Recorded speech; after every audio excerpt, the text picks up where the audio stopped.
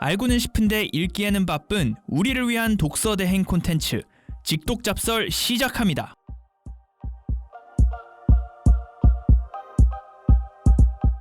네, 직독잡설 2부를 시작하겠습니다. 자, 앞서 1부에서 페이스북과 구글을 살펴봤는데요. 다음은 자 아마존으로 한번 가볼까요? 자, 좀 아마존 들어보긴 했는데 좀 우리나라는 낯선 편인 것 같긴 해요. 그렇죠. 한국은 쿠팡을 많이 쓰고 쿠팡, 이마트, 쓱배송 이런 걸 많이 쓰고 한국에서는 뭐 네이버 쇼핑도 워낙 많이 쓰잖아요. 그렇죠. 사실 한국은 미국처럼 이렇게 압도적인 온라인 쇼핑 업체가 있는 건 아니죠 아직. 네. 근데 뭐 그래서 이 책에서는 아마존은 뭐라고 합니까? 웃는 얼굴의 파괴자라 그래요. 그러니까 아마존 로고를 보면 눈이 이렇게 있고 이렇게 화살표가 이렇게 휘어 있는 화살표가 있는데 그 웃는 얼굴을 아마 만들었겠죠. 근데 네네. 웃는 얼굴의 파괴자. 왜 그렇게 부르는지 알 것 같아요. 기분이 더 나쁘죠. 뭔가 약간 씩씩 웃으면서 파괴를 한다. 그런 이미지로 굉장히 잡아먹는 그런 자이언트 느낌으로 묘사를 하죠. 실제로 지난번에 제가 말하는 것처럼 아마존 회사에서 그 아마존 관련해가지고 렉처를 들었는데 아, 그러네요. 아마존이 맨 처음에 책으로 시작한 이유가 뭔지 아세요? 뭐죠? 이게 책이 제일 온라인으로 유통하기 품질도 좋고 정보도 정확히 제공할 수 있어가지고 약간 비슷한데 단일 제품 중에 종류가 제일 많기 때문이었대요. 아, 다품종이죠. 네. 그러니까 책은 그냥 똑같이 생겼잖아요. 근데 품종이 엄청 많잖아요. 그래서 그거를 책을 먼저 했고 그 다음에 그래서 넘어간 게 음반이었다는 거예요. 음반도 도서랑 비슷하니까. 그 얘기 들어본 것 같아요. 그 옛날 인터넷 경제 관련된 책 중에 롱테일, 그래서 이렇게 종류가 다양한데 그러니까 굉장히 소량이 적은 것들. 근데 그걸 다 잡아먹는다는. 그쵸. 롱테일 전략. 그래서 실제로 아마존이 서점들을 다 잡아먹었잖아요. 동네 서점을. 근데 이제 저는 아마존을 킨들 때문에 많이 쓰거든요. 킨들이요? 제가 킨들이 있어요. 아, 집에 킨들이 있어요? 네, 킨들 때문에 아마존으로 이북을 많이 다운로드 받죠. 저 미국 책 보는 분들 거의 킨들 많이 쓰시는 것 같아요. 그렇죠. 왜냐면 킨들이 훨씬 싸요. 아, 책값이? 네, 책값이. 한국보다? 아니 그건 아니고. 아, 근데 이제 오프라인에서 사는 것보다 실물 책보다 훨씬 싸다. 네. 그렇죠.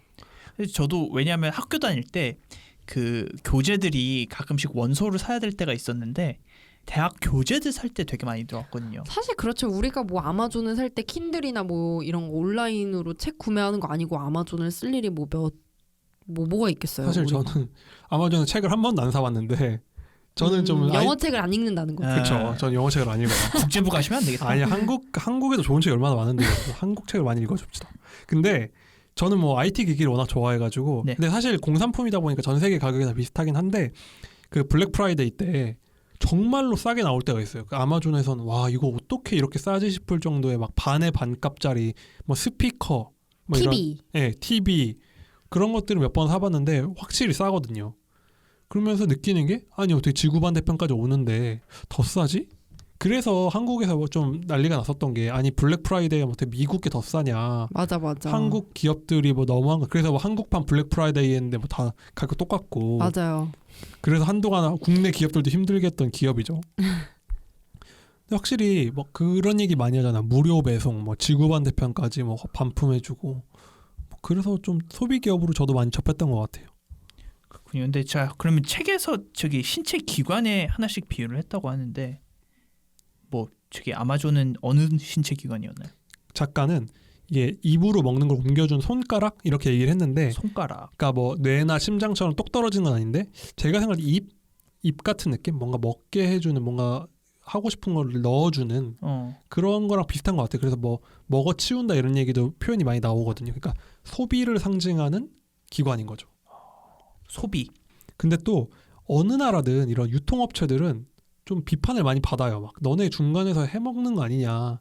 뭐 사실 그 연결해주는 가치보다는 그냥 이 사람들이 중간에서 이제 이윤을 띄어먹는다.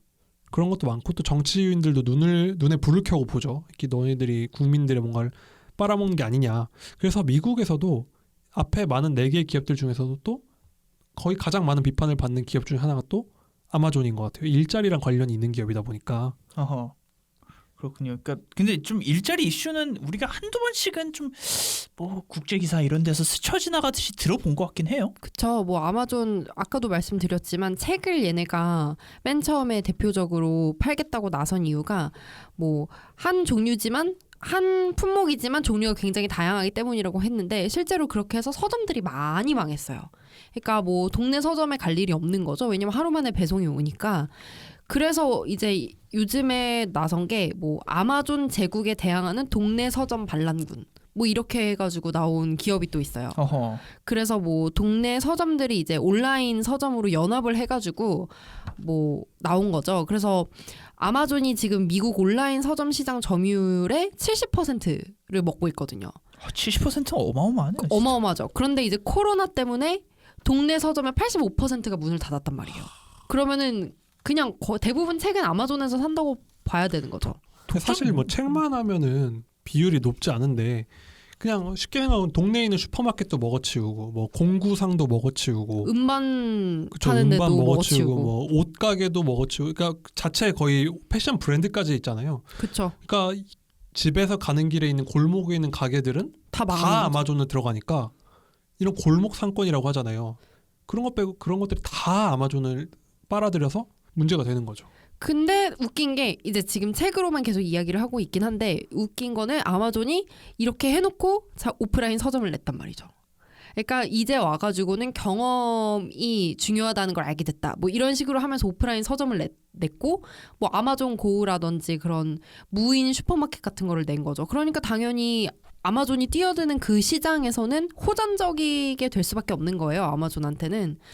그래서 뭐 이런 반란군들이 계속 생겨나는 거고. 근데 실제로 지금 여기 온라인 서점 북숍 같은 경우에는 750개 이상의 서점이 참여를 하고 있는데 이제 7월 첫 주까지 올해 7월 첫 주까지 480억 원 우리나라 돈으로 480억 원의 거래가 발생했대요. 그리고 어허. 영국에도 진출할 계획이라고 하니까 약간 뭐 이런 것뿐만 아니라 이제 슈퍼마켓도 뭐 그렇게 되고 하면은 조금 더 반란이 거세질 거라고 저는 생각을 하는 거죠. 근데 사실 아마존이 또 무서운 이유가 뭐냐면 워낙 돈이 많으니까 그 미국의 홀푸드라는 굉장히 좀 고급진 품질이 좋은 식재료를 파는 마트가 있었어요. 그래서 한동안 사람들이 홀푸드만은 이겨낼 수 있다. 왜냐면은 아무리 그래도 이런 야채들을 배송을 하면은 신선도에서 경쟁이 안 되잖아요. 그렇죠. 홀푸드는 약간 중산층이 그쵸. 가는 그런 슈퍼마켓. 그래서 같은 그런 느낌이죠. 신선한 야채는 홀푸드가 계속 팔 수 있을 거다. 그래서 예외적으로 아마존한테 먹히지 않을 것 같은 업체였는데 아마존이 그 업체를 인수를 해버린 거예요.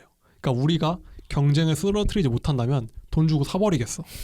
그러니까 이런 식으로 경쟁이 좀 어렵다 싶으면 사버리고 어지간하면 다 그냥 경쟁을 해서 죽여버리고. 돈이 많으니까. 그렇죠. 돈도 많죠. 기술도 있죠.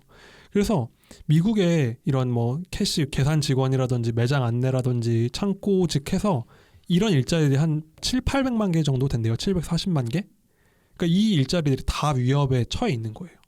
그러니까 워낙 큰 위협이 되는 거죠. 일자리 차원에서. 그렇죠. 왜냐면 아까 얘기했지만 아마존고처럼 무인 편의점, 무인 슈퍼마켓 같은 경우는 진짜 신기해요. 보셨어요?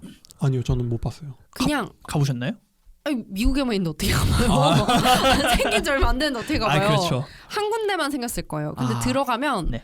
그냥 내 위치를 다 아는 거예요. 그래서 계산할 필요가 없어요. 줄 서지도 않아요. 그냥 물건을 담아. 그리고 나오면 끝이에요. 그러면은 내 폰에 아마존을 키잖아요. 그럼 내가 방금 산 물건들을 얘가 카메라 여기저기 카메라와 뭐 동작 센서들이 그거를 감지를 해가지고 결제가 되어 있는 거예요. 그 국내 기업도 그거를 따라한 게 국내 지점에 있을 거예요. 그러니까 무인 슈퍼라고 해가지고 근데 줄 안 서요? 결제 안 해요? 결제 안 해요. 그냥 어. 그거를 집어서 걸어서 나오면은 자동으로 결제가 되는 걸 저희 중앙일보 지금은 그 부서가 아니시지만 저기 문희철 기자라고 그걸 직접 체험해 보신 영상이 하나 있는데 그게 한국에서도 돼요? 한국에서 그러니까 뭔가 그 기사가 정확히 기억은 안 나지만 뭐 정확히 막 미친 듯이 정확하게 되는 건 아닌데 일단 된다. 여기는 다 돼요. 사과를 내가 몇 개 집었는지까지 알아요. 사과를 몇 개 집었는지. 그래서 사실 허허. 아마존이 제일 많이 하는 게 물류잖아요. 당연히 이제 물류 회사, 물류 그쵸. 창고가 굉장히 많은데 네. 그러다 보니까 사실 다른 그 지금까지 말한 빅테크들보다는 일자리가 많아요. 100만 명 정도 돼요. 직원이 무려. 많은 100만 명이면 편이네요. 엄청 많죠. 지금 삼성전자가 한 직원이 20만 명 정도 되거든요. 아 되게 많네 그렇게 보니까. 100만 많죠. 명이면 좋은 거 아닌가요? 근데 사실 뭐 당연한 게 물류창고에서 뭐 그 수많은 물건을 나르고 올리고 내리고 하니까 택배 기사도 있을 거고. 네. 근데 문제는 그게 지금은 고용을 하고 있지만 아마존도 이제 돈을 버는 기업이잖아요. 그러니까 그들을 이제 계속 기계로 대체하려고 해요. 유튜브에도 있는데 키바라는 로봇이 있거든요. 키바. 보면 그냥 납작하게 동그랗게 생긴 뭐 로봇 청소기처럼 생겼는데 얘가 뭘 하는 거냐면 이 거대한 물류창고를 돌아다니면서 그 오더에 맞는 딱 주문에 맞는 물건들 탁탁탁 내려서 딱 갖다 놓는 거예요. 그럼 그 영상을 보면 수백 대의 키바가 이렇게 딱 줄을 서 있거든요. 그럼 그게 원래는 직원들이 가서 하나씩 꺼내와야 되는 노동이잖아요. 굉장히 좀 중노동이니까 임금도 많이 줘야 되는 건데 네. 그 기계가 이제 더 가성비가 좋고 정확도가 높아지면 이 100만 명의 직원도 얼마든지 줄일 수 있는 거잖아요. 그래도 이제 아마존은 저기 물류 배송의 기술의 선두주자 아닙니까? 좀 기술 발전에 기여를 할 수 있는 부분도 있는 것 같긴 한데. 그렇죠. 그 아마존이 드론 배송도 계속 연구를 하고 있잖아요. 제가 기사 같은 걸 찾아보면은 네. 그 정확도가 굉장히 높아졌대요. 미국은 뭐 워낙 이렇게 넓게 퍼져 살다 보니까 네. 드론 배송도 굉장히 좀 효율성이 있다고 하고 뭐 그 외에도 로봇 이런 걸 투입하려고 하는데 근데 좀 중요한 뇌관이 남아 있는 게 미국은 땅이 엄청 넓잖아요. 그렇죠. 막 가도 끝이 없는데 그래서 미국은 화물 기사가 굉장히 부족하거든요. 화물 기사의 연봉이 원래도 한국에 비하면 훨씬 높고 네. 그리고 또 노동 강도도 세요. 몇 시간씩 가야 되다 보니까. 그렇죠. 그 넓은 땅덩어리를 그렇죠. 가려면. 지금 기사 수가 한 150만 명인데 물류 수요는 한 500만 명 정도가 필요하대요. 거의 그러면 뭐 부족한 수준이 아니네요. 그렇죠. 엄청 그러니까 어찌 보면 유망하다고 할 정도인데 문제는 또 이게 미국이 평지로 쭉 가다 보니까 이거를 기계로 대체하는 게 크게 어렵지가 않은 거예요. 그렇게 되면 이제 이 150만 명의 화물 기사들이 또 괜찮은 일자리인데 사라질 위기인 거죠. 그러니까 이제 우리나라 같은 경우에야 산지도 많고 길이 꾸불꾸불 돼 있고 뭐 가다 서다 엄청 많이 반복을 해야 되는데 그렇죠. 서울 시내에서 운전을 해보면 자율주행 절대 안 될 것 같죠. 그렇죠. 뭐 여기저기 미친 듯이 끼어드는 차도 많고. 그래서 사실 자율주행을 지지하는 사람들도 네. 도심 주행은 아마 꽤 힘들 건데 이런 역외 그러니까 이 시외 배송, 상업용 뭐 버스나 이런 것들이 대체될 가능성이 높다고 하는데 아마존이 여기서 뒤처질 리가 없죠. 그리고 굉장히 데이터가 많잖아요. 이미 도로 데이터 이런 게 많기 때문에 네.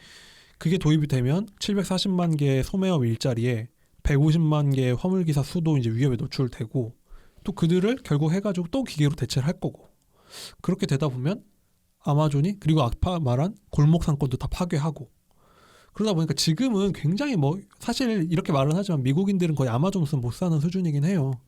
근데 정치적으로 문제가 될 수 있죠. 너네들이 아무리 효용을 제공을 해도 사회에 너무 많은 해악을 끼치는 게 아니야? 라는 질문이 돌아오고 있어요. 실제로 아마존이 저기 트럼프 대통령이랑 사이가 그렇게 좋은 편은 아니죠?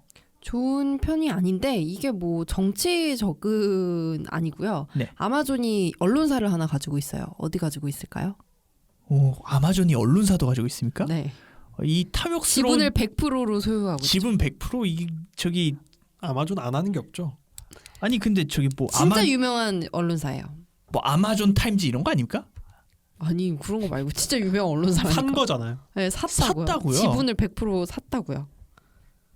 전혀 어디죠? 모르겠는데. 워싱턴 포스트예요. 워싱턴 포스트를 아마존이 워싱턴 샀나요? 포스트는 아마존 거예요. 트럼프랑 완전 원수잖아요. 원수죠. 야. 그래서 트럼프가 싫어요. 그거 하나예요. 근데 아니 너무 신기하네요. 그러니까 우리로 치자면은 저기 뭐 쿠팡이 뭐 중앙일보를 소유하고 있는 거죠. 그죠. 그렇죠. 근데 산지 엄청 오래됐어요. 오래됐어요. 왜 근데 워싱턴 포스트를 샀을까? 그건 잘 모르겠어요. 뭐 또 그러다 보니까 트럼프가 굉장히 또 벼르고 있죠. 사실 벼르고 있다는 말은 좀 어폐가 있고 이미 싸우고 있는데 맨날 트럼프가 트위터에다가 워싱턴 포스트 비난하는 글 많이 올리잖아요. 근데 비난을 안 하는 언론사가 폭스 빼고는 없지 않습니까? 없죠. 거의 없죠. 뉴욕 타임즈와 워싱턴 포스트가 가장 근데 트럼프의 적처럼 느껴지는 그런 언론사 두 개인데 거기에 CNN. 거기 CNN까지. 그 수식어가 이제 정해졌잖아. 망해가는 땡땡땡 해가지고 망해가는 뭐 MSNBC가 뭐 이러면서 그리고 트럼프랑 사이가 안 좋을 수밖에 없는 또 제가 개인적인 생각으로는 트럼프의 그런 캐릭터 때문에도 사이가 안 좋지만 또 트럼프의 정책이랑도 부딪히죠. 그런 중산층, 화물기사 이런 사람들이 주로 없애니까. 예, 트럼프의 지지자들이잖아요. 그렇군요. 근데 아무튼 그래서 트럼프가 아마존을 눈엣 가시로 여겨가지고 아마존이 그 클라우드 사업도 해요. 아 그러네요. 클라우드 사업 네, 되게 클라우드 유명하죠. 사업도 하는데 네. 주요 매출이죠. 원래 2017년부터 아마존이랑 MS랑 뭐 구글이랑 해서 경쟁을 막 벌였어요. 네. 연방정부 그러니까 국방부랑 IT 계약을 맺기로 한 거죠. 근데 트럼프가 당연히 MS를 밀어준 거예요. 아 그래서 아마존도 부글부글 하는 거죠. 제프 베조스도 부글부글 하면서 트럼프 때문에 안 됐다라고 생각을 하고 있는 거죠. 그렇군요. 그러니까 되게 저기 몇 조 원이 오가는 거래인데. 그럼요. 그러니까 참 역학관계가 신기합니다. 그러니까 우리나라가 아니라서 저희가 잘 모르고 있었지만 이런 대기업들 뒤에 저기 정치적인 싸움도 있었고. 네, 알겠습니다. 자, 그러면 아마존이 이쯤에서 마무리를 좀 하고 마지막은 어딘가요? 예, 마지막 기업은 애플입니다. 애플 뭐 다 좋아하죠. 아, 뭐 여기 저기 남궁 기자는 그거고 저기 앱등이고. 앱등이고. 그렇죠. 뭐 부인하지 않습니다. 네. 근데 저도 진짜 애플을 너무 좋아하는데 제가 애플 제품을 아이폰이랑 아이패드도 갖고 있긴 한데, 그러니까 그거를 사면 만족도가 뭐 안드로이드보다는 훨씬 높은 것 같긴 해요. 정말 이유를 설명을 못 하겠는데 저도 지금 제 앞에 맥북을 놓고 있는데 업무용으로는 이제 기존 윈도우 노트북을 받았는데 어떻게 해서 굉장히 제약이 많아요. 맥이다 보니까 업무용으로 쓰기엔. 그래도 맥을 불편할 쓰게 것 돼요. 같은데. 불편하죠. 근데 또 불편하지 않으면 안 됩니다. 또 애플 쓰면서. 아, 이게 정말 뭐냐고 이게.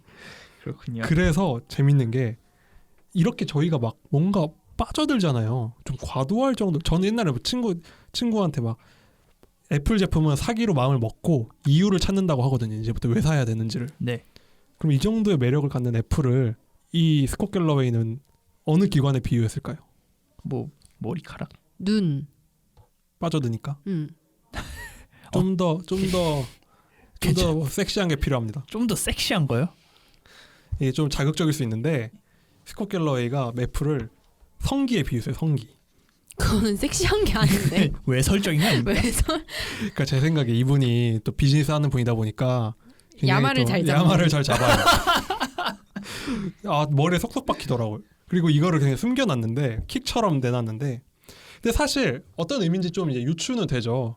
뭔가 이성적인 걸 초월한 매력 그런 것까지 도달했다는 거예요. 그러니까 좀 어떻게 보면은 IT 기업이 아니라 왜 우리도 명품 같은 거 보면은 사실 만듦새가 물론 튼튼하긴 하지만 실제로 에르메스 애플워치도 있잖아요. 맞아요, 그러네요. 맞아요. 사고 싶어요. 사고 싶어. 아 근데 그 에르메스 애플워치가 한 130만 원이었나? 제가 그걸 보고 기절을 초풍했는데. 그러니까 스트랩만 에르메스고. 네. 아니 뭐 안에 OS도 에르메스 이렇게 딱 한 줄 써 있어요. 그러니까. 근데 그거를 130만 원 받는 거야. 그러니까 이게 근데 에르메스를 생각하면 싼 거지. 그렇죠. 사실 그래서 가성비 최고인 거죠. 에르메스 입문용으로 가장 저렴한 게 그러니까요. 애플워치 애플워치예요. 주황색 박스를 주잖아요. 맞아, 어쨌든. 아 진짜 이쁘죠. 그래요. 근데 에어팟도 그렇죠. 그렇죠. 에어팟도 그렇죠. 에어팟도 루이비통이랑 뭐 하지 않았나? 전 잘 모르겠어요. 그건 잘 모르겠네요. 아닌가? 근데 저는 이어폰에 30만 원을 제가 쓰게 될 날이 올 줄은 몰랐었죠. 자 여러분 지금 키보드 소리가 미친 듯이 들리고 있는 거는 제 루이비통에 미쳐 있는 백 기자의 소리입니다. 있으면 살려 그러죠. 루이비통에서 그냥 에어팟이 나왔네. 예, 여러분들 이제 어쨌든 백 기자의 이미지가 어떤 이미지인지는 좀 감을 잡으실 여기 이거 거라고 빼주세요. 생각합니다. 자 근데 그러면 매출도 명품처럼 많이 나옵니까? 일단 기본적으로는 명품 업체에 준할 수 있는 게 물건을 만들어서 파는데, 네. 중요한 건 애플은 물건을 만들진 않아요. 엄밀하게 말하면. 아하. 애플이 만드는 건 하나도 없고 네. 거의 다 이제 대만 폭스콘 공장에서 만들던지 해외 공장에서 만들죠. 네. 다 중국에서 만들어 오는 거 아니에요? 그렇죠. 다 외국에서 만들어 싸게 받아오는데 네. 거기에 이제 사과를 박아서 내면 200불짜리가 2,000불이 되는. 그러니까 명품 회사의 로직이랑 굉장히 비슷해요. IT 제가 예전에 본 기사 중에 전 세계 그 시점이 좀 옛날이었는데 전 세계 스마트폰 수익 있잖아요. 수익 매출 말고 수익의 90%를 애플이 가져간대요. 그리고 삼성이 12%를 가져간다는. 그래서 저는 그 기사를 보고 오탄 줄 알았어요. 아니 애플이 90%고 삼성이 12%가 말이 돼 있더니 나머지 회사들은 다 적자 보고 있는 거예요. 와 그렇군요. 그러니까 사실상 뭐 예를 들면 LG 같은 경우는 계속 적자 보고 있잖아요. 그런 식으로 애플은 그러니까 뭔가 이 수익 구조 자체가 엄청나게 먹고 있다. 그러니까 이게 일반적인 IT 기기랑 다르다. 그러네요. 근데 애플 광고를 생각하면은 명품 같긴 해요. 왜냐하면은 애플 광고가 저는 기억에 남는 게 되게 많아요. 그쵸. 삼성보다. 예를 들어서요? 예를 들면은 이번에 나온 에어팟 광고도 여자가 길에서 걸어가다가 에어팟을 딱 끼면 막 갑자기 막 하늘로 날아가잖아요. 막 하늘 날아가고 막 춤추고 막 난리치다가 딱 빼면은 그냥 시장이야.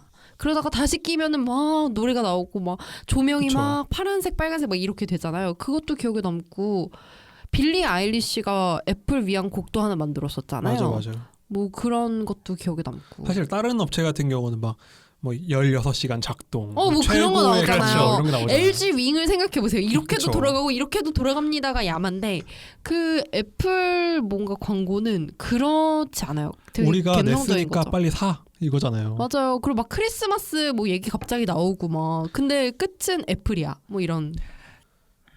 그래서 사실 뭐 애플은 그 애플 광고 음악을 모아놓은 뭐 클립도 있고 할 정도니까.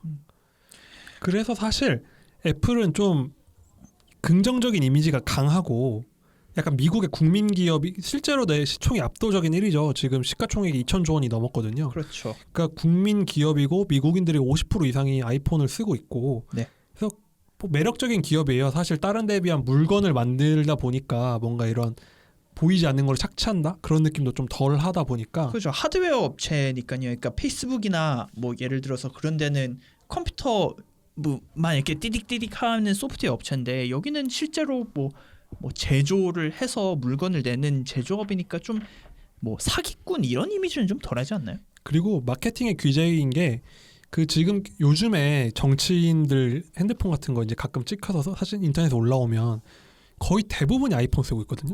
뭐 검사라든지 경찰들도 요즘은 아이폰을 많이 쓰는데 그게 아이폰은 보안이 철저하다는 게 정설처럼 퍼져 있잖아요. 아하. 그리고 실제로 아이폰 같은 경우는 압수당하면은 그 직접 풀 수가 없어가지고 특별한 기계로 몇 달 동안 풀어야 될 정도의 보안이 강한.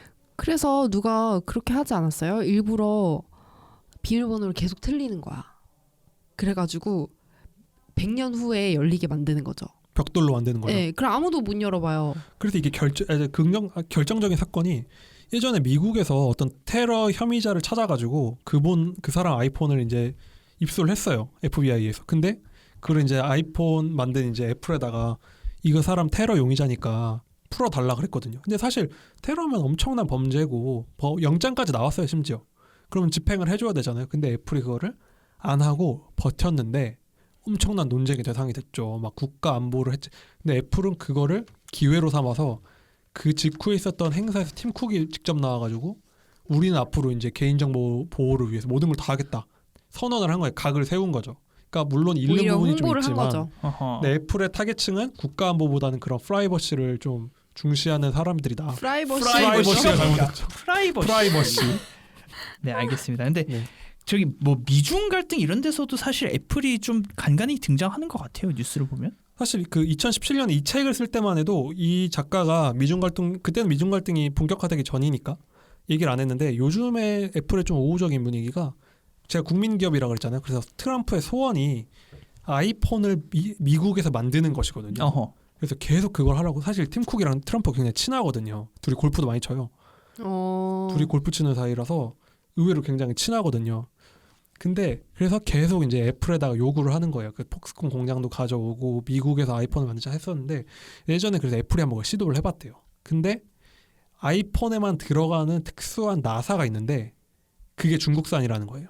그걸 못 만든다는 거죠. 미국에서요? 네. 미국 기술로 못 뭐 만든다고요? 어떻게는 만들 수는 있는데 네. 단가가 안 맞는다는 거예요. 단가가 안 맞는다. 지금 애플이 막 판매가가 $100면 제가 예전에 본 바로는 원가가 한 250불? 그 정도라고 하더라고요. 아이폰 한 대가. 지금 물론 좀 더 올랐겠죠. 기기들이 좋아졌으니까. 네.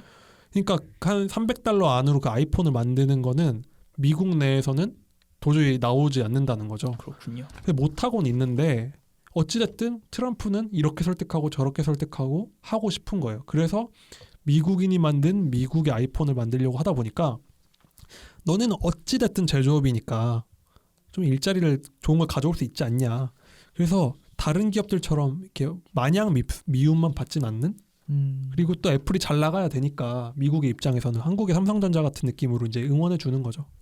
그나마 좀 긍정적인 기업이라고 이해를 하면 되겠네요. 그쵸. 근데 사실 요즘 좀 비판을 받고 있어요. 애플이 미국 1등 기업이고 최근에는 특히 쏠림이 훨씬 심해가지고 시가총액이 2,000조 원을 그냥 넘어가고 2등이랑 격차도 꽤 크거든요. 근데 그러다 보니까 애플이 돈을 벌면 대부분을 그걸 자기네 주식을 다시 사가 주가를 올리거나 그런 데다 집중을 해가지고 굉장히 그게 높아서 아니 애플이 연구개발 이런 것보다는 좀 그런 주가 올리기 그럼 부자들을 위한 자본시장에서만 너무 좀 집중하는 거 아니냐 투자도 열심히 하고 일자리도 만들어야 되는데 하는 비판도 요즘은 나오고 있더라고요.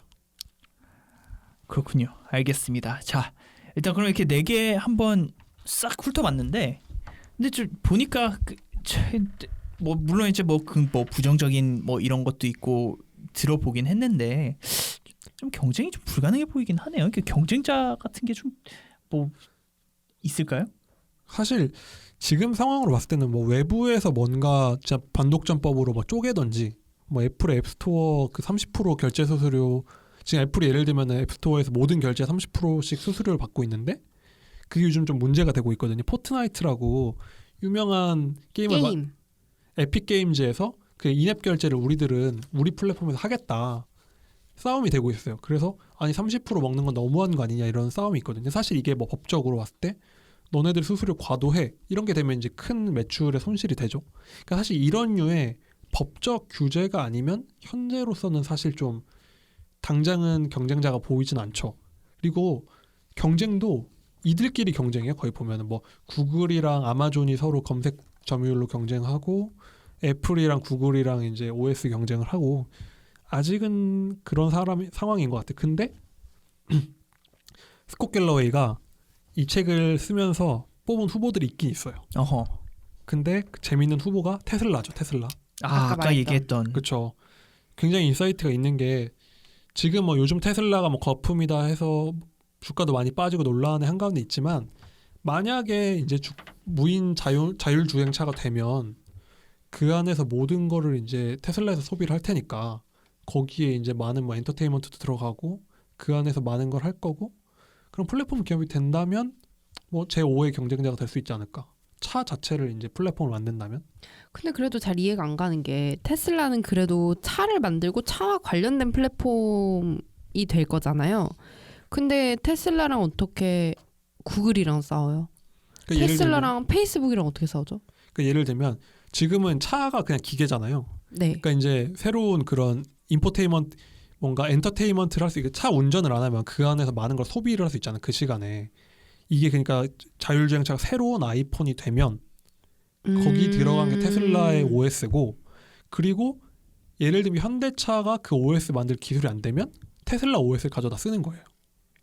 아, 그런 근데 식으로 되는 엄청난 미래네요. 그렇죠. 엄청난 미래다 보니까 사실 좀 2017년에 봤을 때도 먼 미래 얘기였고 지금으로 봐도 사실 좀 그러니까 약간 이런 건가요? 카카오톡에서 보면 채팅을 하는데 옆으로 넘겨보면 뉴스가 나오잖아요. 그렇죠. 그러니까 테슬라도 그러면은 테슬라 내에서 뉴스가 나오고. 그럴 수 있죠. 테슬라 안에서 얘들 영화를 많이 볼 수 있잖아요.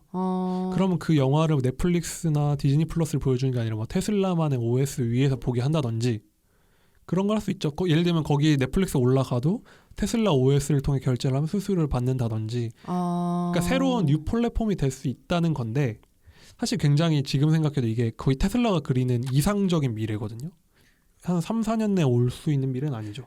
그리고 현실적으로 보이지가 않는 게 뭐 사람이 차 안에서만 살지는 않고 차에서 보내는 그렇죠. 시간이 상당히 제한적이지 않습니까? 예를 들어서 우리가 스마트폰은 항상 지니고 다니면 되니까. 네. 그렇죠. 사실 그 정도 우리가 아는 그 스마트폰 플랫폼만큼의 위력을 발휘하기는 쉽지가 않고 그래서 또 다른 이제 후보를 고른 게 마이크로소프트. 아하. 마이크로소프트는 이 책을 쓸 때도 큰 기업이었고 지금도 시가총액이 거의 한 뭐 2, 3등 하죠. 그럼요. 빅4 안에 들어갈 수 있는 수준의 몸집인데 마이크로소프트가 원래 엄청 고생을 했어요. 그 2000년에 주가가 한번 닷컴 버블 때 터지고 지금 아마 거의 20년 한 주가를 회복하는데 한 15년 넘게 걸렸거든요.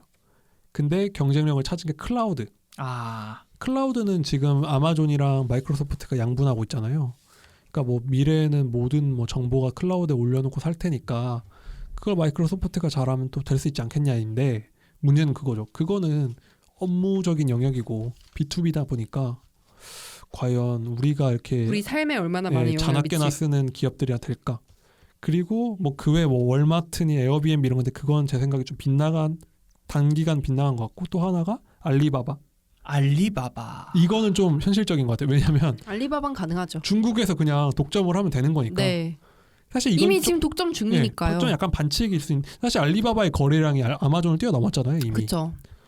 그래서 그건 근데 경쟁자라고 할 수는 없죠.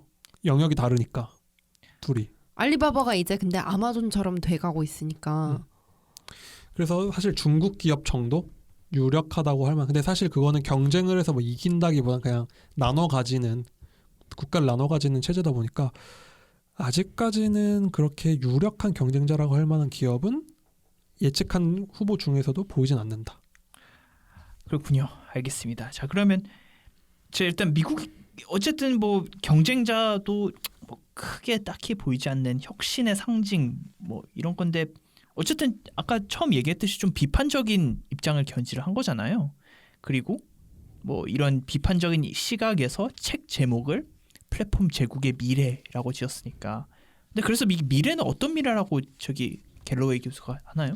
사실 이 책을 읽다 보면 마지막에 좀 이 생각을 했어요. 플랫폼 제국이라고 한 게 전 처음에 그 네 개 기업을 묶어서 플랫폼 제국들이라고 한 줄 알았는데 그게 아니라 미국 자체를 플랫폼 제국으로 보면 이 사람이 어떻게 묘사를 했냐면 이 상태로면 미국은 300만 명의 영주와 3억 5천만 명의 농노가 사는 나라가 될 거라고 해요. 어이구. 그러니까 굉장히 직설적이죠. 그러니까 300만 명의 영주가 뭐 그런 기술을 할 줄 알고 뭐 고액 연봉을 받는 CEO들 이런 기술 기업의 엘리트들과 네. 그냥 저임금의 그런 뭐 음식 배달을 하든지 물류 창고에 나르든지 하는 그런 기술 기업이 하지 못하는 밑단을 하는 저임금 일자리에 있는 3억 5천만 명이 될 거다. 굉장히 비판적이죠. 이 사람은 그래서 마지막 장 한 장을 할애해서 이 상태로면 미국의 미래는 없다 수준으로 비판을 해요. 특히 저 기술 기업들 때문에 굉장히 비판적인 거죠. 그리고 이 체제로 가면 망할 거다. 거 이렇게 얘기를 해요. 사실 이 논리가 뭐냐면 지금은 사실 미국의 성장이 굉장히 높은 게 IT 혁명 때문이라고도 얘기를 하는데 계속 반복될 수가 없다는 거죠. 예전에 이제 1930년대, 20년대에 포드가 이제 자동차를 개발을 했었죠. 네. 그래서 이제 그때 혁명이 또 한 번 일어났었잖아요. 근데 그때는 차를 만드는 것도 사람이었기 때문에 차를 많이 팔면 그 노동자들이 월급이 안 와주고 그 노동자가 또 이걸 사고 그러니까 소비와 공급이 됐는데 지금 이 상태로 이 사람들이 돈을 계속 벌면은 도대체 돈은 누가 버냐, 누가 쓰냐는 질문을 하는 거예요. 아하. 아마존이 더 크면 아마존에 돈 쓰는 사람은 어디서 돈 벌 거냐. 지금 주가는 사실 뭐 고공행진을 하고 있잖아. 미국 이 플랫폼 기업들이. 뭐 몇 번 빠지긴 했지만 그쵸. 어쨌든 고공행진이죠. 근데 그게 뭐 보통 거의 매출의 한 막 몇십 배 이 정도 수준이거든요. 주가가. 그러니까 그거는 앞으로도 거의 매년 20% 30%씩 성장을 할 거라는 가정으로 그런 주가가 설명이 돼요. 근데 이 사람 말하는 게 아니 이렇게 큰 기업이 앞으로도 20% 30%씩 계속 크면 미국은 도대체 누가 돈을 벌고 누가 돈을 쓰는 사회가 될 거냐라고 비판을 하는 거죠. 뭐 특히 코로나 또 이제 예상치 못하게 이거 2017년에 쓴 거니까 코로나 때문에 또 저기 리스크가 있는 것 같기도 하고요. 코로나 때문에 더 가속화가 됐다고 볼 수도 있을 것 같아요. 이 플랫폼들이 더 커질 수밖에 없는 상황이 된 거죠. 구글이나 뭐 아마존, 페이스북 다 코로나 때문에 엄청나게 베네핏 이익을 본 거죠. 그래서 그쵸. 이분이 코로나가 당연히 없을 때 썼으니까 근데 오히려 더 좀 더 가속화되지 않았나 그런 생각을 많이 하게 되네요. 오는 길에 보니까 미국의 그 러셀 2000 지수라는 게 미국의 중소형주를 다 모아놓은 게 러셀 2000 인덱스인데 애플 한 기업이 그 러셀 2000 전체보다 시총이 커요. 그러니까 엄청난 쏠림인 거죠. 이미 쏠림이 크고 실제 경제도 굉장히 그런 격차가 있다 보니까 그래서 이 사람이 마지막에 뭐라고 하냐면 이 사람을 보면은 이 스콧 갤러웨이는 굉장히 약간 정치인 같은 말도 하는데 네. 옛날에 위대했던 GM을 한번 생각해보라는 거예요. 그러니까 너네들은 지금 훨씬 많은 뭐 훨씬 큰 기업이 됐는데 옛날에 GM에서 차를 만드는 사람들은 GM이 옛날에 연금도 제공하고 거의 뭐 건강법도 다 제공을 했잖아요. 그럼 사람들이 GM이란 큰 기업으로 이름 디트로이트 시티 하나가 돌아가고 그런 식의 사람들의 미래를 너네들이 보장을 해줬는데 지금보다 작았던 GM이 너네들은 도대체 하는 게 뭐냐. 페이스북의 직원이 5만 명이거든요. 근데 시가총액은 지금 유니레버라는 미국 기업 네.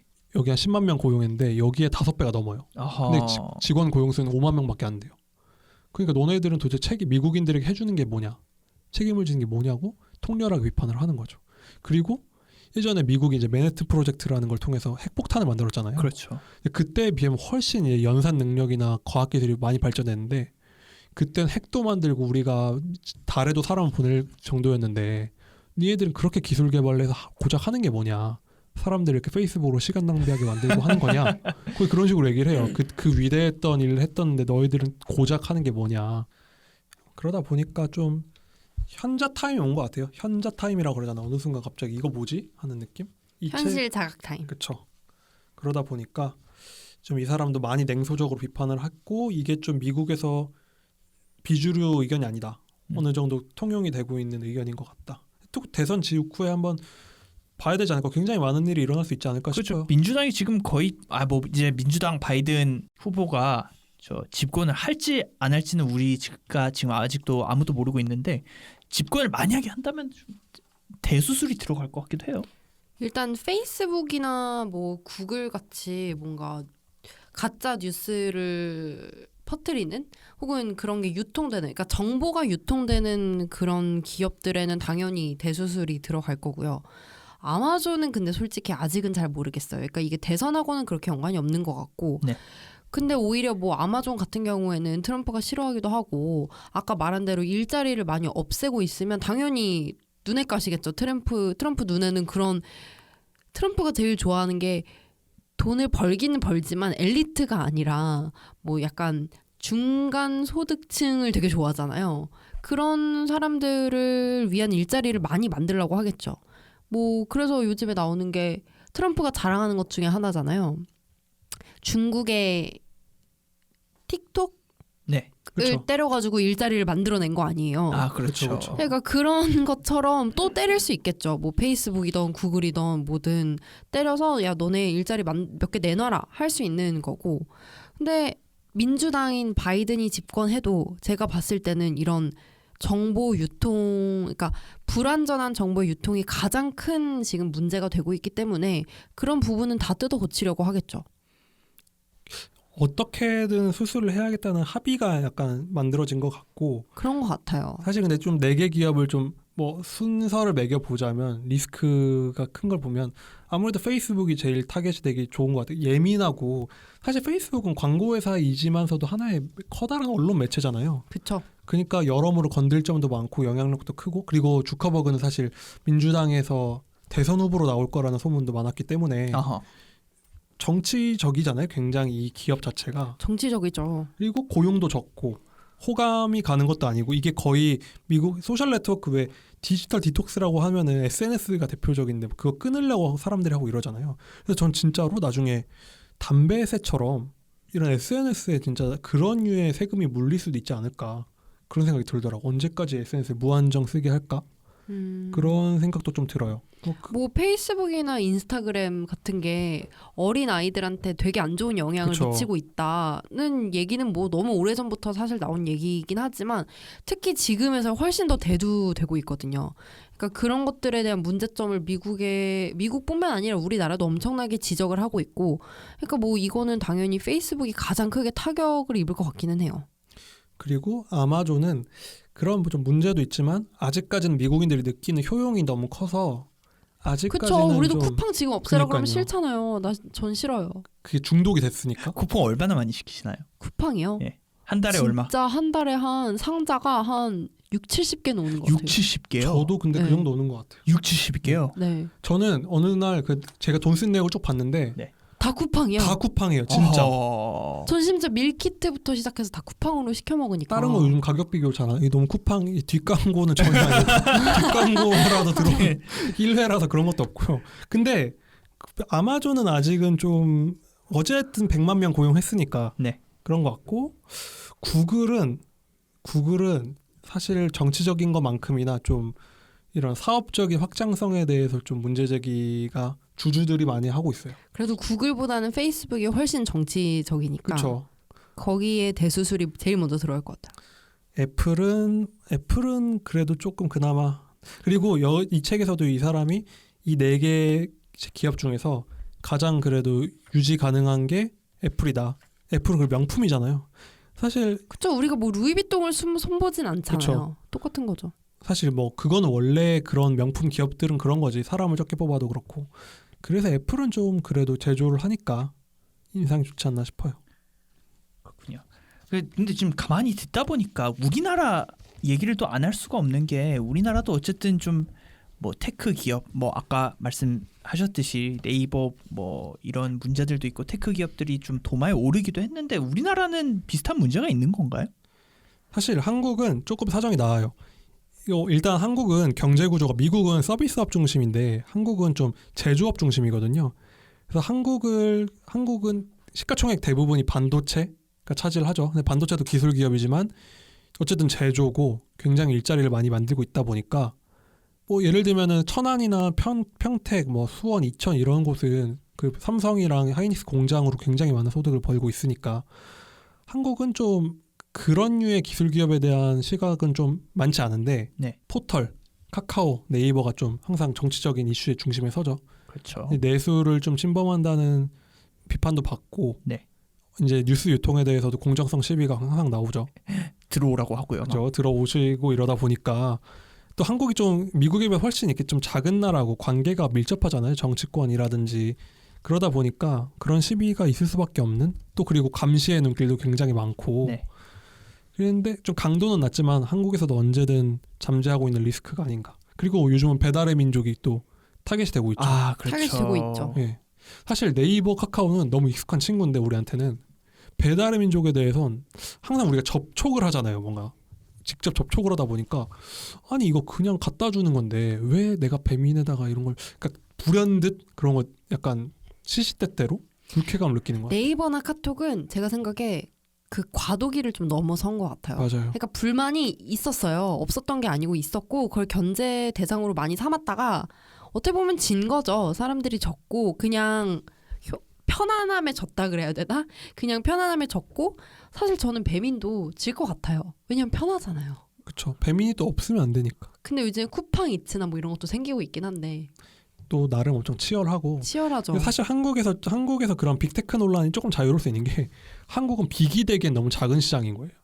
그리고 하나가 생기면 똑같은 게 한 4개가 생기니까 그렇죠. 경쟁자들이 자기네들끼리 알아서 경쟁하고 있고 우리가 어떤 민족입니까? 그러다 보니까 This is competition. 그러다 보니까 한국은 뭐 보면은 중국, 미국에 빅테크가 많잖아요. 사실 테크의 특성이 시장이 큰 곳에 있어야 기업도 비례해서 엄청 커지는 그리고 독점을 있어요. 하는 거죠. 그래서 독점을 해야 되는데 한국은 한 기업이 독점을 해서 빅테크가 되기엔 좀 작은 시장이다 보니까 어허. 그리고 또 한 기업이 독점을 하면 정치권이 또 지켜보지 않죠. 그렇죠. 카카오택시가 사실 그랬잖아요. 카카오택시가 거의 택시 시장을 독점을 할 수도 있었는데 굉장히 많은 견제가 좀 들어가면서 네. 뭐 정치권에서도 굉장히 손을 보고 있고 네. 그러다 보니까 한국은 좀 본능적으로 이런 서비스 중심의 기술 기업 중심의 경제 구조가 현재 제조 중심의 체제랑 안 맞는다는 걸 좀 아는 것 같아요. 한국인들은 아직까지는 뭘 만들어서 먹고 사는 수출 경제다 보니까 그래서 아직은 미국 정도의 위협을 느끼고 있지는 않은 것 같다. 이렇게 보입니다. 알겠습니다. 자, 이렇게 저기 플랫폼 제국의 미래라는 책을 저희가 1, 2부 나눠서 이렇게 훑어봤는데 저 어때요? 저 그 좀 삐딱한 비평이라는 책이었는 것 같은데 좀 어떻게 오늘 들으셨는지. 저는 제가 원래 좀 그래요. 처음에 사람을 좋게 엄청 보고 네. 엄청 칭찬을 하다가 네. 나중에 가서 사실 저 사람이 되게 별로였구나. 실망하게 되는 게 있거든요. 근데 약간 이것도 그런 것 같아요. 그러니까 구글, 페이스북, 애플 또 하나가 뭐였지?